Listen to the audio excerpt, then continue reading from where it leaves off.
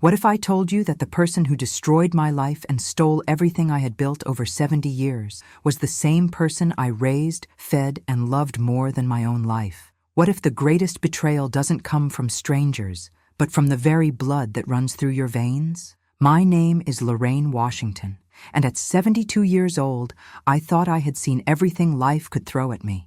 I had survived the segregation of the South, built a successful catering business from nothing, raised 3 children as a single mother after my husband died in Vietnam, and accumulated enough wealth to secure my family's future for generations. But nothing, absolutely nothing, prepared me for what my own grandson would do to me on a cold February morning that would change everything forever. The story I'm about to tell you will make you question everything you believe about family, trust, and unconditional love. Because sometimes, the people we love most are capable of the most devastating cruelty, and sometimes, the greatest battles we fight are not against the world, but against those who share our own blood. It all began on what seemed like an ordinary Tuesday. I was in my kitchen, the same kitchen where I had perfected my famous sweet potato pie recipe that made my catering business the most sought after in all of Atlanta. The morning sun filtered through the white lace curtains my late mother had sewn with her own hands, casting golden patterns on the marble countertops I had installed after years of working with cheap formica. Every corner of that house told the story of my struggle, my triumph, my legacy. Marcus, my 28-year-old grandson, had been living with me for almost 2 years. After losing his job at the bank and going through a difficult divorce, he had arrived at my door with 2 suitcases and eyes full of tears, asking his grandmother for help, just like he used to do when he was a child, and had broken something valuable. How could I say no? How could I turn my back on the boy I had helped raise when his mother, my daughter Patricia, was working double shifts to keep the family afloat? That morning, Marcus came down to breakfast dressed in an expensive suit I didn't remember buying him. His hair was perfectly styled, his shoes shined to perfection, and he carried a leather briefcase that looked like it cost more than most people earn in a month. Something about his demeanor struck me as odd. There was a confidence in his bearing that seemed forced, theatrical, as if he were playing a role he had rehearsed many times. "Good morning, Grandma Lorraine," he said, kissing my cheek with unusual affection. "You look beautiful today. That blue dress really brings out your eyes." The compliment felt strange coming from him. Marcus had never been one for flattery, and something in his voice, a barely perceptible tremor, made my maternal instincts sound an alarm. I served him his breakfast, the same breakfast I had prepared for him every morning for 2 years: scrambled eggs with cheese, crispy bacon, buttered toast, and fresh orange juice. But that morning, he barely touched his food. He kept checking his phone, his leg bouncing nervously under the table, his eyes avoiding mine whenever I tried to make conversation. "Marcus, honey, is everything all right? You seem different today," I said, settling into the chair across from him with my cup of coffee, the same chair where I had helped him with his homework 20 years earlier. He looked up, and for a moment, I saw something in his eyes that chilled me to the bone. It was a look I had never seen before, a mixture of guilt, determination, and something else I couldn't quite identify, but it disappeared so quickly I thought I might have imagined it. "Everything's perfect, Grandma.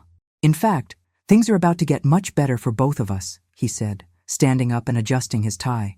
"I have an important meeting today, something that could change our lives forever." Those words should have filled me with pride. My grandson, finally getting back on his feet, finally finding his way. But instead, they sent a shiver down my spine. There was something in his tone, something in the way he emphasized our lives, that didn't feel right. After Marcus left, I tried to focus on my daily routine. I had 3 catering orders to prepare for the weekend: a golden anniversary party, a church fundraiser, and a birthday celebration for one of Atlanta's most prominent families. My hands moved automatically, kneading dough, chopping vegetables, seasoning meats, but my mind kept returning to that strange look in Marcus's eyes. Around noon, my phone rang. It was Sarah Henderson, my lawyer and one of my oldest friends. We had met 40 years ago when I was fighting to get a loan to start my catering business, and no bank would take a black woman seriously. Sarah, then a young attorney fresh out of law school, had helped me navigate the legal labyrinth and had become not just my lawyer, but my confidant and advisor. "Lorraine, we need to talk immediately." Sarah's voice was urgent, almost breathless. "Can you come to my office right now? And Lorraine, bring all your important documents. Bank statements, property deeds, everything." The tone of her voice made my blood run cold. Sarah was always calm, always composed.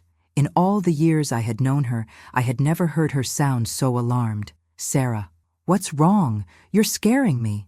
"I can't explain over the phone. Just come, please. And Lorraine, don't tell anyone you're coming here." "Not anyone." The 20-minute drive to Sarah's office felt eternal. My hands trembled on the steering wheel as I tried to imagine what could be so urgent, so serious that my lawyer would sound genuinely frightened. Traffic lights seemed to last forever, and every red light gave my imagination more time to conjure increasingly dark scenarios. Sarah's office was located in a historic building in downtown Atlanta, one of those places that had witnessed the city's transformation over the decades. When I arrived, her secretary, a young woman who had always greeted me with a warm smile, looked at me with something that resembled pity. That look confirmed my worst fears. Something terrible was about to happen. Sarah was waiting for me in her office, surrounded by documents spread across her mahogany desk like pieces of a puzzle she was desperately trying to solve. When she looked up at me, I saw something in her eyes that I had never seen before. Genuine fear, mixed with profound sadness. "Lorraine, please sit down," she said, her voice softer than usual. "What I'm about to tell you is going to be difficult to hear, but you need to know." I settled into the leather chair across from her desk, the same chair where we had celebrated so many victories together: the purchase of my house, the expansion of my business, the establishment of the trust fund for my grandchildren's education.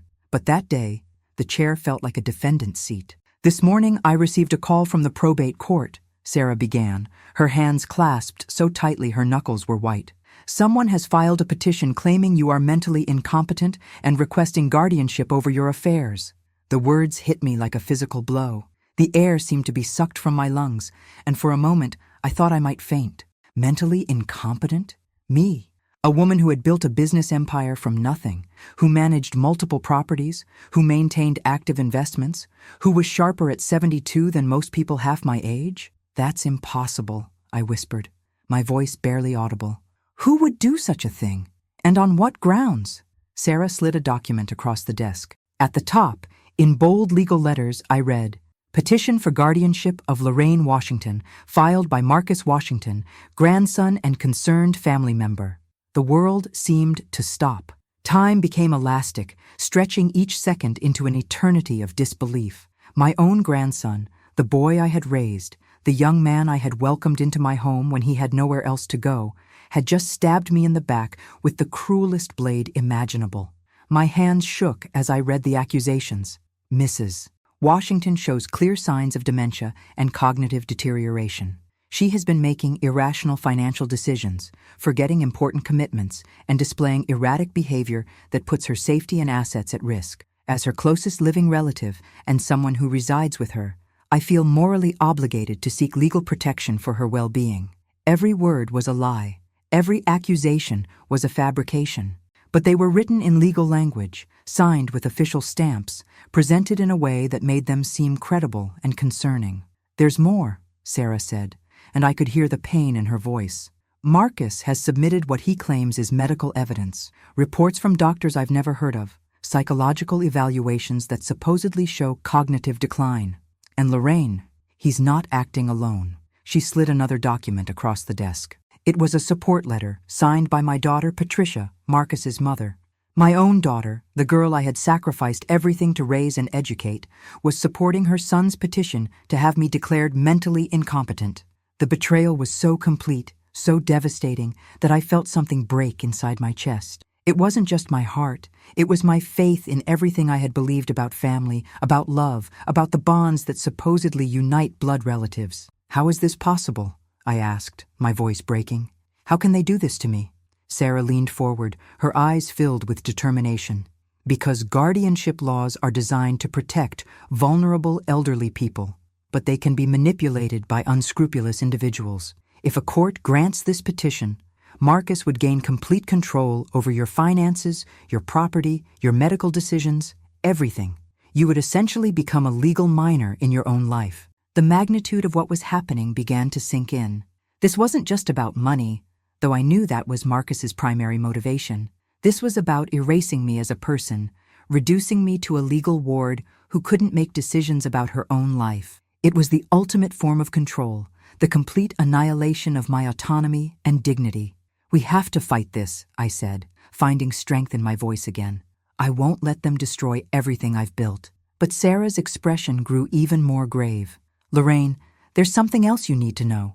Yesterday, Marcus withdrew $50,000 from your business account. He had power of attorney papers that appear to have your signature."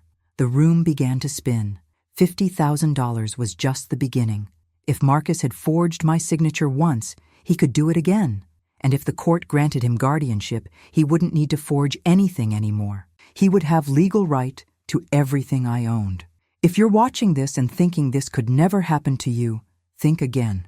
Elder financial abuse is one of the fastest growing crimes in America, and most of the time, it's committed by family members. If this story is touching your heart, please hit that subscribe button and share it with someone who needs to hear it. Your engagement helps these important stories reach more people. As I sat in Sarah's office, trying to process the magnitude of my grandson's betrayal, a memory came flooding back. 3 months earlier, Marcus had insisted on taking me to see a doctor for what he called a routine checkup. He had been unusually solicitous, helping me into his car, holding my arm as we walked into the medical building, staying by my side throughout the entire visit. The doctor, a man I had never seen before, had asked me strange questions about my memory, my daily routines, my ability to manage my affairs. At the time, I thought it was odd, but Marcus had explained that these were standard questions for people over 70. The doctor had seemed more interested in taking notes than in examining me, and now I realized why. Marcus had been building his case, creating a paper trail to support his claim that I was mentally incompetent. "That doctor's visit," I said to Sarah, the pieces of the puzzle falling into place. "Marcus set it up. He was gathering evidence for this petition." Sarah nodded grimly. "It gets worse. I've done some investigating since I received the court notice this morning. That doctor isn't even a licensed psychiatrist. He's a general practitioner who has been sanctioned twice for questionable practices, but his report will still carry weight in court unless we can prove it was fraudulent." The systematic nature of Marcus's plan was becoming clear. This wasn't a spur-of-the-moment decision born of desperation. This was a calculated, long-term strategy to gain control of my assets. Every kind gesture over the past few months, every expression of concern for my well-being, every instance of him insisting on helping me with my finances had been part of an elaborate setup. "We need to act fast," Sarah continued. "The hearing is scheduled for next week. They're claiming it's an emergency situation, which means we have limited time to prepare a defense. Next week, 7 days to prove that I was competent, that I had been manipulated and betrayed by my own family, that the grandson I had loved and trusted was nothing more than a sophisticated thief in expensive clothing." As we discussed legal strategies and gathered evidence to counter Marcus's claims, I couldn't help but think about all the warning signs I had missed. The expensive clothes he had been buying despite having no visible income, the long phone calls he would take in private, always stepping outside or going to his room when his phone rang, the way he had gradually inserted himself into my business operations, offering to help with bookkeeping and vendor relationships. "There's one more thing," Sarah said, her voice barely above a whisper.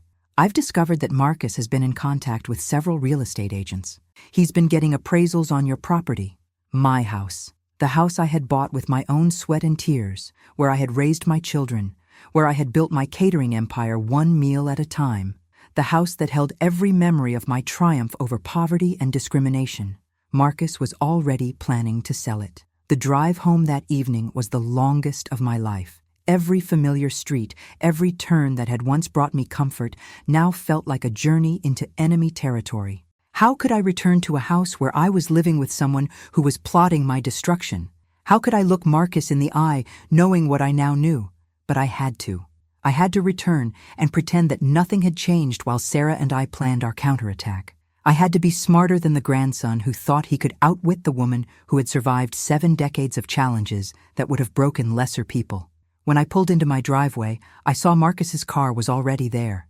The lights were on in the living room, and I could see his silhouette through the curtains. He was on the phone again, pacing back and forth in animated conversation. As I sat in my car, gathering the courage to go inside, I wondered who he was talking to. His mother? His lawyer? His accomplices in this elaborate scheme to steal my life? I took a deep breath and walked to my front door, keys in hand. Tomorrow, the real battle would begin. But tonight, I had to sleep under the same roof as the person who was trying to destroy me, pretending everything was normal while planning my defense against the ultimate betrayal. As I opened the door, Marcus looked up from his phone call and smiled. It was the same smile he had given me as a child when he had broken something and was trying to charm his way out of trouble. But now, that smile looked different. Now, I could see the calculation behind it, the coldness that had always been there, but that I had been too loving, too trusting to recognize. "Welcome home, Grandma," he said, ending his call quickly. "How was your day?" And there, in that moment, looking into the eyes of the grandson who was systematically destroying my life, I realized that the most dangerous predators are often the ones we invite into our homes, the ones we feed at our table, the ones we love with all our hearts. But this story is far from over.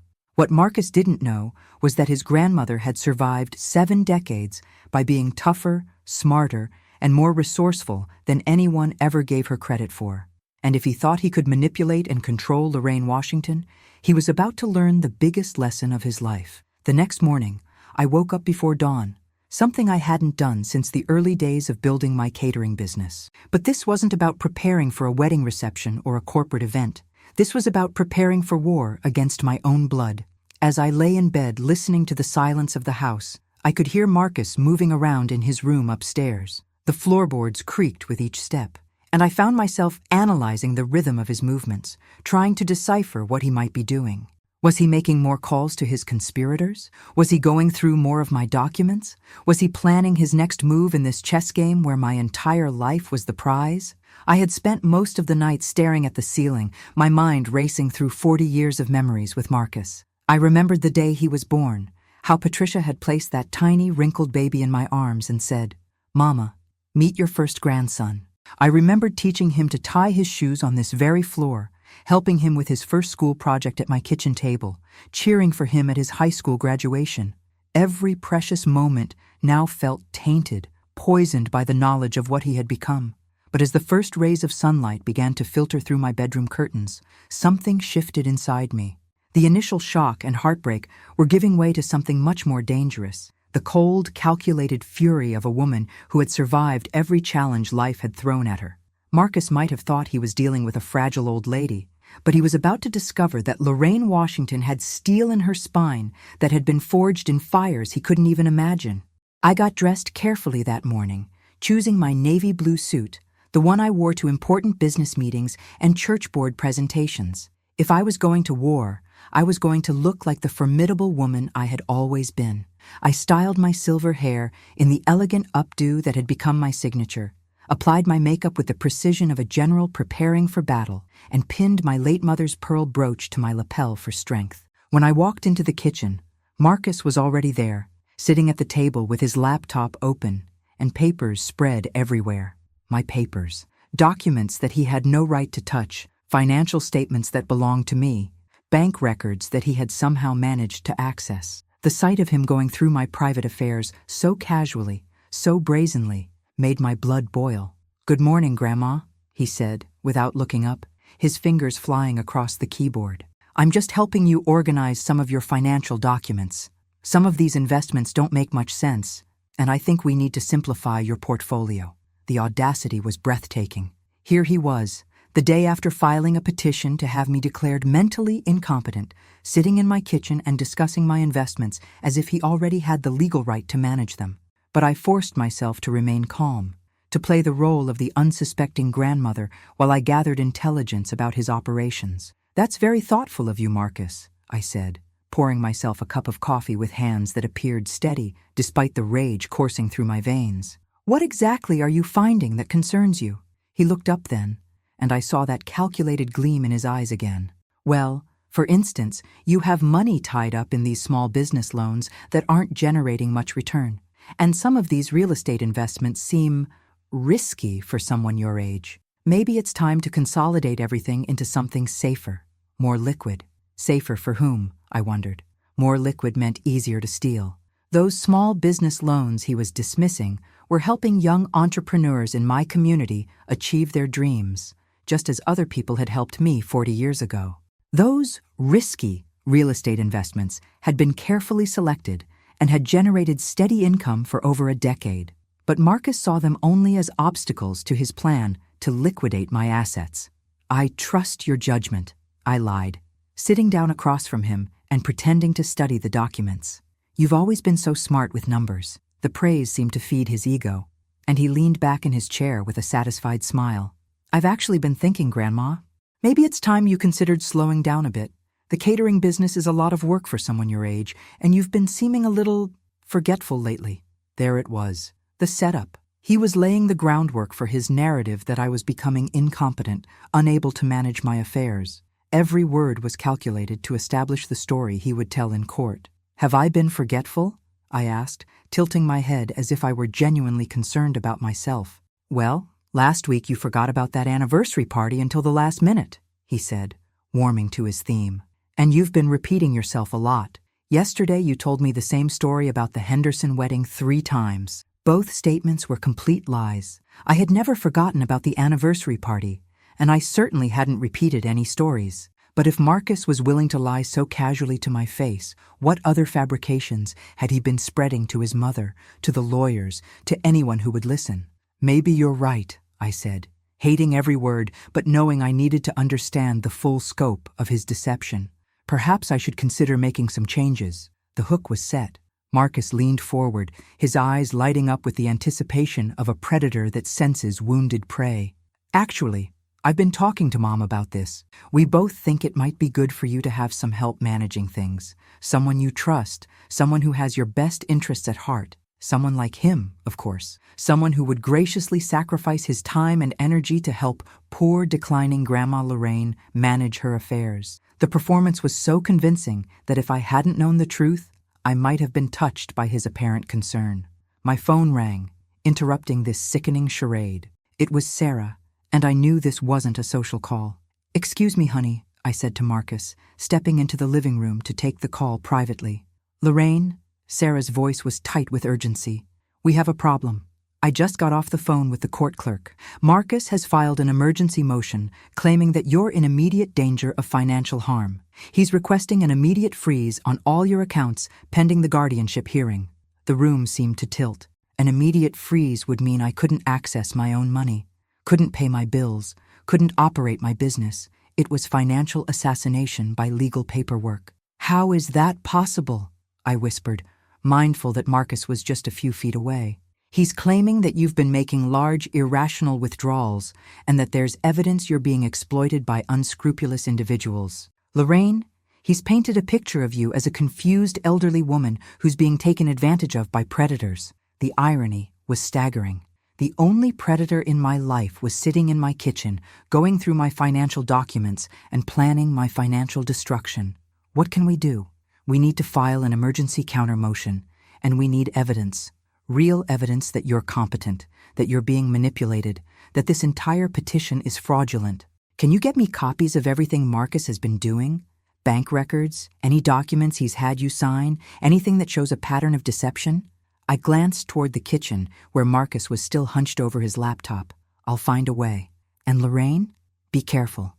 If Marcus is willing to go this far, there's no telling what else he might do." When I returned to the kitchen, Marcus looked up with what appeared to be genuine concern. "Everything okay, Grandma? You look a little pale." "Just some business with the Caterers Association," I lied.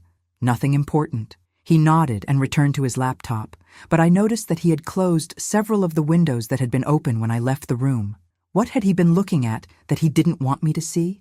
As the morning progressed, I found myself studying Marcus with new eyes, analyzing every gesture, every expression, every word for clues about his true intentions. The young man I had thought I knew so well was revealing himself to be a complete stranger, a skillful manipulator who had been playing a long game while I remained blissfully unaware. Around noon, Patricia called.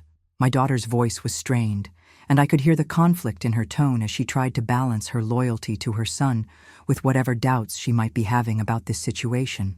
"Mama, we need to talk," she said. "Marcus told me about your difficulties lately. I think maybe it's time we had a family meeting." A family meeting.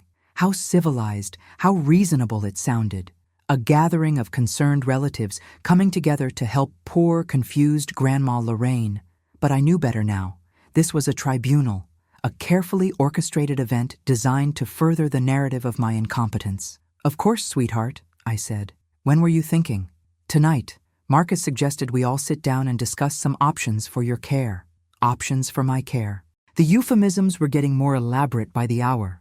What they meant was options for my control, for the management of my assets, for the systematic dismantling of my independence. After I hung up, I sat in my favorite armchair, the one where I used to read bedtime stories to Marcus when he was small, and tried to process the complete transformation of my world. 3 days ago, I had been a successful businesswoman, a respected member of my community, a grandmother proud of her family's accomplishments. Now I was being portrayed as a confused old woman in need of protection from her own poor judgment. The afternoon brought more revelations. While Marcus was out meeting with his lawyer, I decided to do some investigating of my own. I went to his room, something I hadn't done since he'd moved in, respecting his privacy as I would any adult guest in my home. But the time for respecting his privacy had ended the moment he filed papers to have me declared mentally incompetent. What I found in his room shocked me even more than the legal documents. Spread across his desk were real estate listings for luxury condos in Miami, travel brochures for European vacations, and printouts of expensive cars for sale. He wasn't just planning to steal my money. He was already planning how to spend it. But the most damning evidence was a notebook filled with his handwriting, detailing his strategy for gaining control of my assets. Page after page of cold calculations about my property values, my business income, my investment portfolios. There were notes about which doctors might be willing to provide favorable evaluations, which lawyers specialized in guardianship cases, which family members might be convinced to support his petition. One entry, dated just 2 weeks after he had moved into my house, chilled me to the bone. Phase 1 complete. Established residence and gained access to financial information. Phase 2. Document supposed incompetence through medical evaluations. Phase 3. Legal action for guardianship. Timeline, 18 to 24 months for complete control. 18 to 24 months. He had been planning this for almost 2 years, from the very beginning of his stay in my home. Every kindness I had shown him, every meal I had cooked, every comfort I had provided had been met with cold calculation about how to destroy me. I photographed every page with my phone, my hands shaking with rage and heartbreak. This evidence would be crucial for Sarah's countermotion. But more than that, it was proof of something I was still struggling to accept. My beloved grandson was a sociopath who had been methodically planning my destruction while accepting my love and hospitality. As I heard his car pulling into the driveway, I quickly returned everything to its original position and went back downstairs. When Marcus walked through the door, he was carrying a bouquet of flowers and wearing his most charming smile. "These are for you, Grandma," he said, presenting the flowers with a flourish. "Just wanted to brighten your day." The flowers were beautiful, but all I could see were the calculations in his notebook, the timeline for my destruction, the cold planning behind every gesture of apparent affection. "They're lovely, Marcus. Thank you." "I've been thinking about our conversation this morning," he continued, settling into the chair across from me. "Maybe we should start with something small, like giving me power of attorney for some of your accounts, just to help you manage things better." There it was, the next phase of his plan, presented as a reasonable suggestion from a caring grandson. Power of attorney would give him legal access to my accounts without having to wait for the guardianship hearing. It was a smart move, I had to admit, even as it disgusted me. "That sounds like it might be helpful," I said, hating myself for the deception, but knowing I needed to buy time. "Why don't we discuss it at the family meeting tonight?" His eyes lit up with satisfaction. "That's a great idea. I think Mom will really appreciate seeing how responsible you're being about planning for the future." Planning for the future, his future, built on the ruins of mine. That evening, Patricia arrived promptly at 7 o'clock, accompanied by her husband David, a man I had never particularly liked but had always tolerated for my daughter's sake. The moment they walked through my door, I could see the discomfort in Patricia's eyes, the way she avoided looking directly at me. She knew something was wrong about this situation, but Marcus had convinced her it was necessary.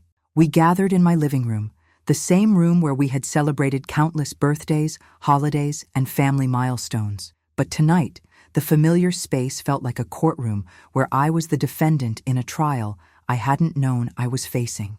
Marcus took charge of the meeting with the confidence of someone who had rehearsed this moment many times. He spoke in measured tones about his concerns for my well-being, my recent forgetfulness, my increasing difficulty managing my complex financial affairs. He presented his narrative with the skill of a prosecutor, each point building toward an inevitable conclusion. "I think we all agree that Mama's been struggling lately," he said, looking around the room for confirmation. "The question is, what's the best way to help her?" Patricia nodded reluctantly, her loyalty to her son overriding her doubts about the situation. "Mama, we just want to make sure you're safe and well cared for." The word safe hit me like a slap. Safe from what? From the grandson who was systematically stealing my life? From the family members who were conspiring to rob me of my autonomy? The only danger I faced was sitting right there in my living room, wearing expensive clothes and speaking in concerned tones about my welfare. "I appreciate everyone's concern," I said carefully, "but I feel perfectly capable of managing my own affairs." David spoke up for the first time. "Lorraine, with all due respect, sometimes people don't realize when they're having difficulties. Marcus has shown me some concerning patterns in your financial management." Concerning patterns. Marcus had been feeding them selective information, creating a false narrative about my competence based on lies and manipulated evidence. The systematic nature of his deception was becoming clearer with every passing moment. If you're watching this story and thinking about your own elderly relatives, please take a moment to share this video. Elder abuse is often hidden behind closed doors, disguised as family concern.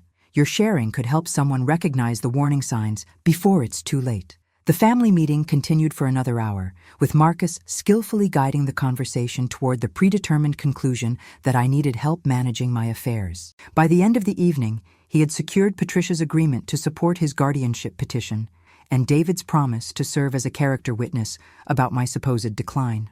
As they prepared to leave, Patricia hugged me tightly, and I could feel the conflict in her embrace. "Mama, I love you," she whispered. "We're just trying to do what's best." "What's best for whom?" I wanted to ask. "What's best for Marcus's bank account? What's best for his plans to liquidate my life's work?" But I simply hugged her back and said, "I know, sweetheart. I love you too." After they left, Marcus and I were alone in the house that suddenly felt like a prison. He was practically glowing with satisfaction, convinced that his plan was proceeding perfectly. He had no idea that I had seen his notebook, that I had photographed his evidence, that I was gathering ammunition for a counterattack that would expose him for what he truly was. "That went well," he said, loosening his tie. "I think everyone's on board with getting you some help." "It seems that way," I agreed, my voice neutral despite the storm raging inside me. "I've scheduled another doctor's appointment for you tomorrow," he continued. "Doctor, Martinez wants to do some follow-up tests on your cognitive function."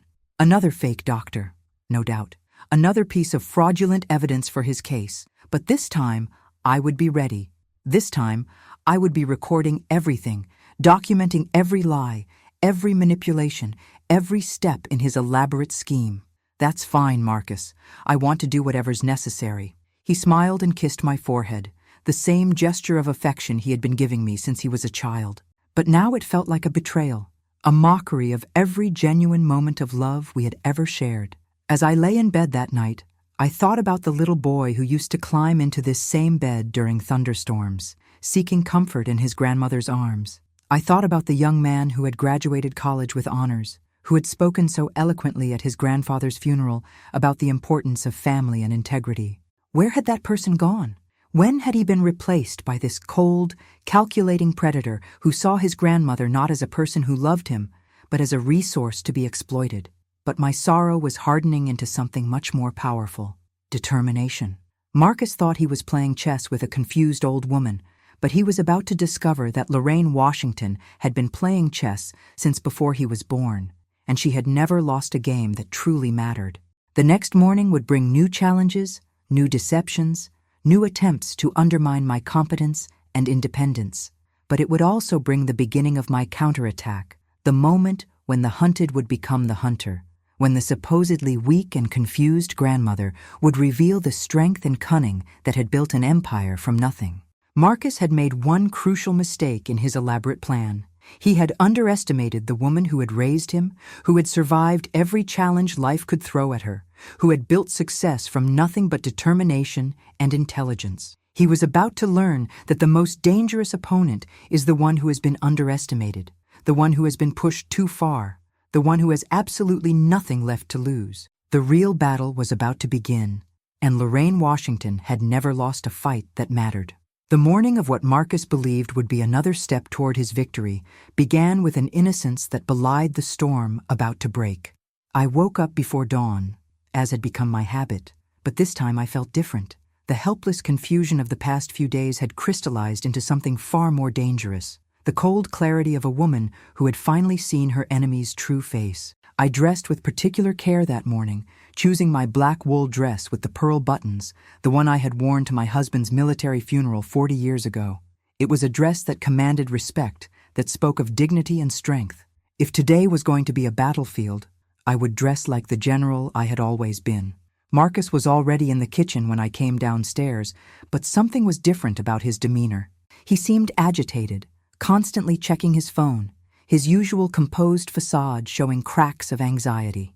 When he looked up at me, I caught a flicker of something in his eyes that I hadn't seen before. Uncertainty. "Ready for your doctor's appointment today, Grandma?" he asked, but his voice lacked its usual confidence. "Of course, dear," I replied, pouring my coffee with steady hands. "I'm looking forward to it." What Marcus didn't know was that Sarah and I had been busy. While he had been orchestrating his family meeting, we had been conducting our own investigation. What we had discovered would not only destroy his guardianship petition, but would expose a web of fraud that went far deeper than I had ever imagined. The Dr. Martinez he had mentioned was indeed a real doctor, but one whose medical license had been suspended 6 months ago for insurance fraud. The psychological evaluation that supposedly showed my cognitive decline had been backdated and contained test results that were physically impossible given the dates Marcus claimed I had been examined.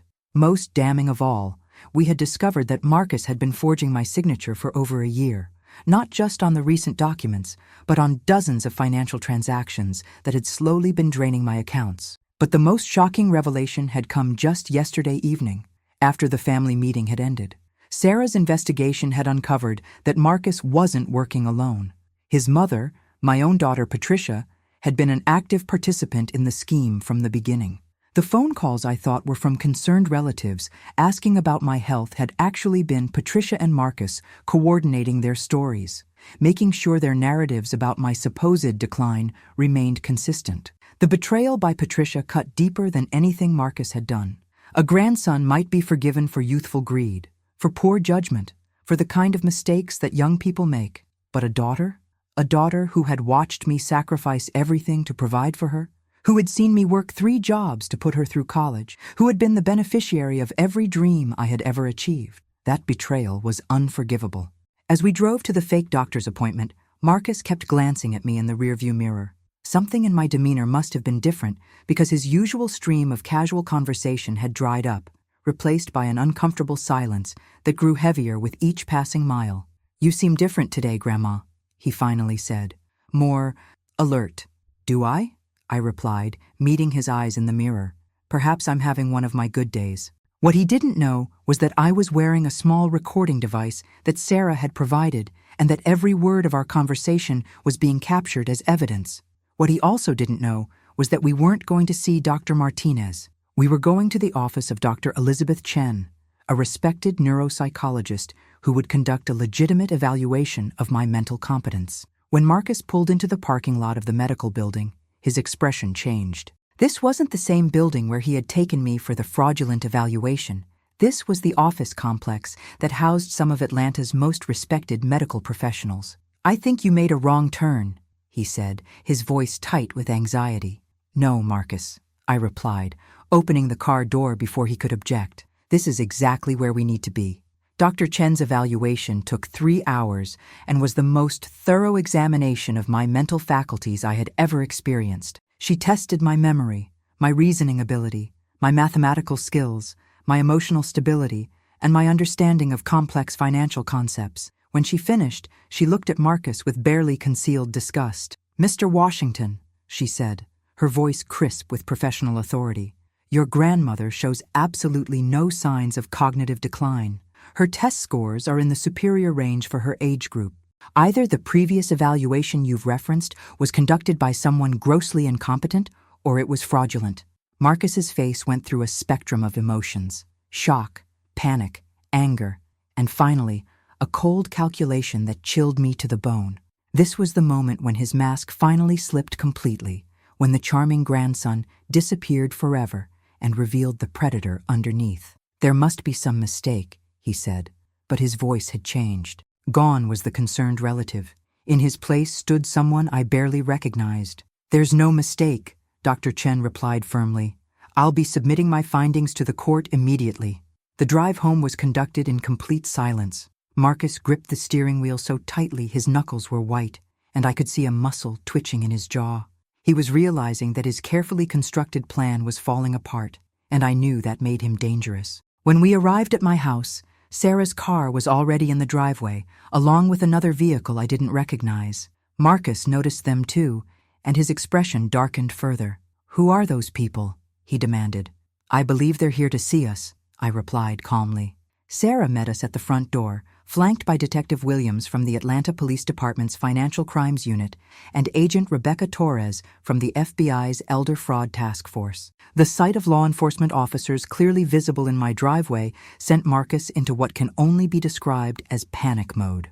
"Mrs. Washington," Detective Williams said formally, "we have a warrant to search these premises for evidence of financial fraud and elder abuse." "Of course, officer," I replied. "You're welcome to search anywhere you need to."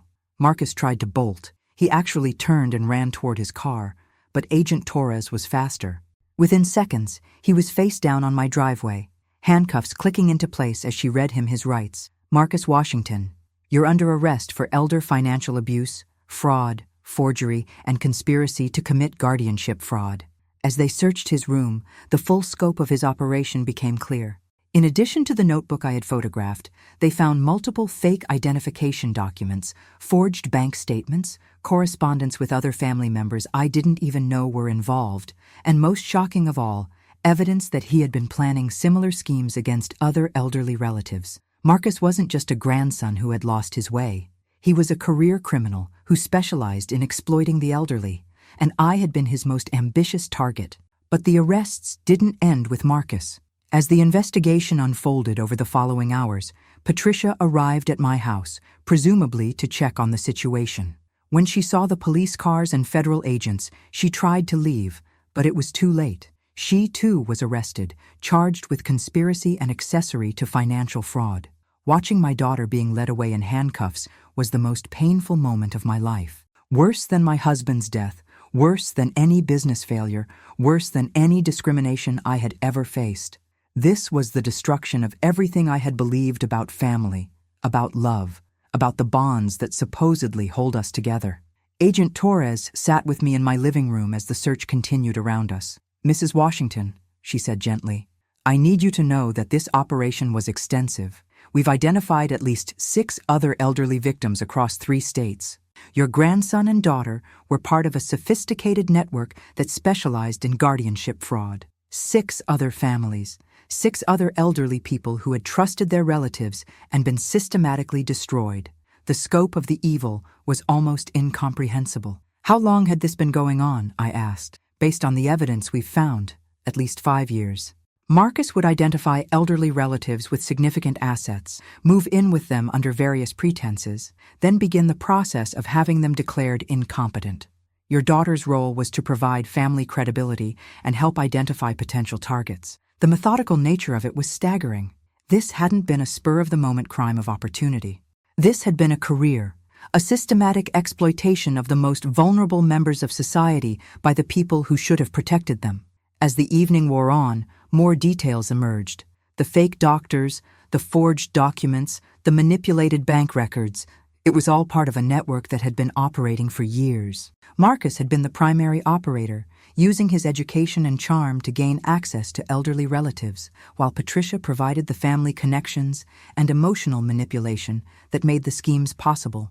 But perhaps the most heartbreaking discovery was a recorded conversation between Marcus and Patricia found on his phone, where they discussed me in terms that were purely financial. I wasn't their grandmother and mother. I was an asset to be liquidated. They laughed about my trust in them, mocked my expressions of love, and calculated how quickly they could gain access to my accounts once the guardianship was approved. 3 days later, I found myself in a federal courtroom, not as a defendant facing questions about my competence, but as a victim and witness in a major elder fraud case. Marcus and Patricia sat at the defendant's table, both looking smaller and more ordinary than they ever had before. The charming grandson and loving daughter had been revealed as common criminals, and the transformation was jarring. The prosecutor, a brilliant young woman named Assistant U.S. Attorney Jennifer Kim, presented the evidence with devastating efficiency. Bank records showing systematic theft, forged documents bearing my purported signature, recorded conversations revealing the conspiracy, and most damning of all, evidence of their previous victims. When I took the stand to testify, I looked directly at Marcus and Patricia as I spoke. I told the court about the trust I had placed in them, the love I had given freely, the way they had exploited every kindness and turned it into a weapon against me. I spoke about the other victims, elderly people who had been isolated and destroyed by relatives they trusted.